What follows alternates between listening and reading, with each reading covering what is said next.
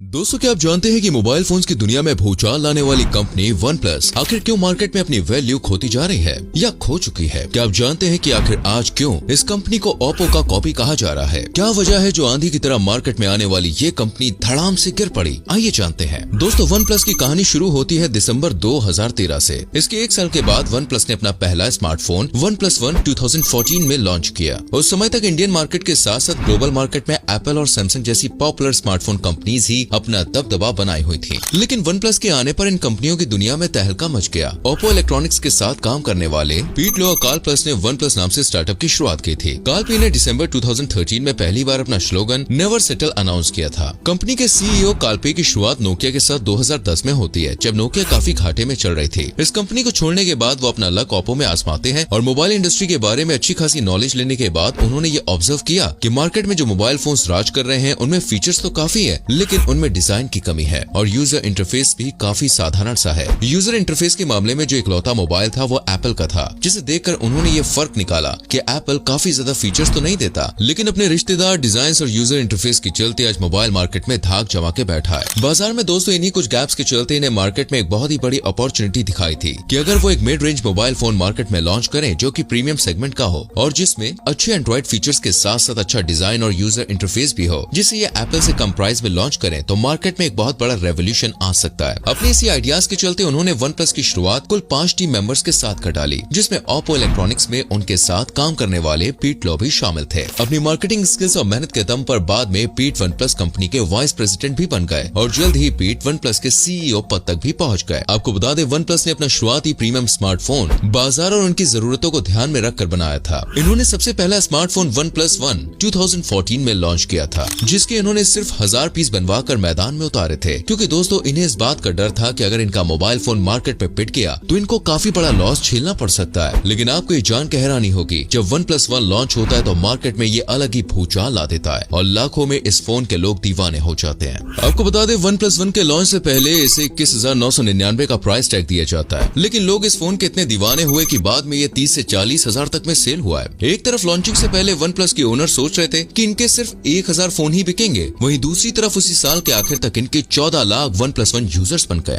अब हुआ ये कि कंपनी के टीम मेंबर्स को लगने लगा कि उन्होंने स्मार्टफोन मार्केट को बीट कर दिया है, और आप तो जानते हैं कि ओवर कॉन्फिडेंट कैसे लोग की वाट लगाता है। वैसा ही यहाँ भी हुआ, लेकिन धीरे धीरे फिर बाद में जब ये अपना दूसरा फोन लॉन्च करते हैं, तब ये स्नैपड्रैगन 800 सीरीज प्रोसेसर को अपने फोन के लिए यूज करते हैं, जिसमें कई सारे हीटिंग इश्यूज रहते हैं, लेकिन अपने ओवर कॉन्फिडेंट के चलते इनको लगा कि ये अपने सॉफ्टवेयर ऐसे डिजाइन करेंगे कि उनके दम पर उन सभी इश्यूज को ओवरटेक कर देंगे। लेकिन इनका ये सोचना आगे चलकर बिल्कुल ही गलत साबित हुआ। मार्केट में जब ये लॉन्च होता है तो इनकी बड़ी स्क्रीन और फिंगरप्रिंट सेंसर इसकी खूबियों में से देखने को मिलता है, लेकिन इसके लॉन्च के साथ ही इसमें हैंगिंग इश्यूज और हीटिंग के इश्यूज देखने को मिलने लगे। इस फोन को लगभग 20,000 लोगों ने प्री बुक किया था, लेकिन जब ये फोन उनके हाथों में पहुंचा तो उनका इस फोन के साथ कुछ अच्छा एक्सपीरियंस नहीं रहा, क्योंकि दोस्तों इसकी मेजर प्रॉब्लम इसके प्रोसेसर से थी, जिसकी वजह से ओवर हीटिंग की प्रॉब्लम वन प्लस यूजर्स को फेस करनी पड़ रही थी। और प्रीमियम सेगमेंट पर फोन उतारने के बाद वन प्लस के टीम मेंबर्स को लगने लगा कि वो मिड रेंज सेक्शन में भी अपने फोन ला सकते हैं। इनका मानना था कि अगर कम कीमत पर अपना फोन लॉन्च करेंगे तो और भी ज्यादा ग्रो कर पाएंगे, जिसके चलते वन प्लस ने दोस्तों 3GB रैम और 16GB स्टोरेज के साथ वन प्लस एक्स लॉन्च किया, जो कि लो प्राइस स्मार्टफोन्स में से एक था। इसका प्राइस तकरीबन 16,999 था, लेकिन वन प्लस को शायद इस बात का अंदाजा नहीं था कि इंडिया में पहले ही इस प्राइस रेंज में कई सारे स्मार्टफोन कंपनीज अपना दबदबा बनाई हुई है, और हैवी कंपटीशन के चलते इनके इस फोन ने मोबाइल फोन मार्केट में अपना दम तोड़ दिया। अब लगातार 2 मोबाइल फोन्स के पिटने के बाद ये कंपनी अपने बेसिक पर वापस जाती है, मतलब अपनी कम्युनिटी के यूजर से फीडबैक लेकर ये पता लगाने की कोशिश करती है कि उनके मोबाइल फोन में आखिर क्या प्रॉब्लम रह गई थी, और फिर वो उन कमियों को सुधारने की कोशिश में लग जाते हैं। फिर अपने कुछ सुधारों के बाद दोबारा ये मैदान में वन प्लस 3 को उतारते हैं, जो कि अपने बेहतरीन फीचर से मार्केट में हिट साबित होता है। और फिर अपने कस्टमर एक्सपीरियंस के चलते ये समझ गए कि इनके यूजर्स इनको बजट फोन के लिए नहीं बल्कि प्रीमियम स्मार्टफोन्स के लिए पसंद करते हैं। इस बात के खुलासे के बाद ये कंपनी काफी ग्रोथ करती है और बहुत ही कम समय में ये एप्पल और सैमसंग को बीट करने लगती है, जिसके बाद अपनी तरक्कियों के चलते साल 2018 में इन्होंने 40% मार्केट शेयर घेर लिया, जिसमें इन्होंने एप्पल को भी पीछे छोड़ दिया। फिर बाद में इन्होंने अपने कई मोबाइल फोन मार्केट में उतारे, जो कि काफी बेहतर भी साबित हुए। अब आता है दोस्तों कोविड, जब इनके दिमाग के तार दोबारा से हिलने लगते हैं और इन्हें लगता है कि एक बेहतर अपॉर्चुनिटी है एक बजट फोन उतारने की, जिसके चलते साल 2020 में वन प्लस ने one plus one not launch किया, जिसका मार्केट प्राइस दोस्तों इन्होंने 24,999 रखा, जिसमें इन्होंने अपने आखिरी लॉन्च हुए मोबाइल फोन फोन्स के फीचर को थोड़ा मिनिमाइज कर दिया था, प्रोसेस को थोड़ा डिग्रेड किया और ड्यूअल सेल्फी कैमरे के साथ इसे मोबाइल फोन्स की दुनिया में लॉन्च किया, जिसके बाद ये अपनी तरक्कियों की बुलंदियों पर पहुंच गया।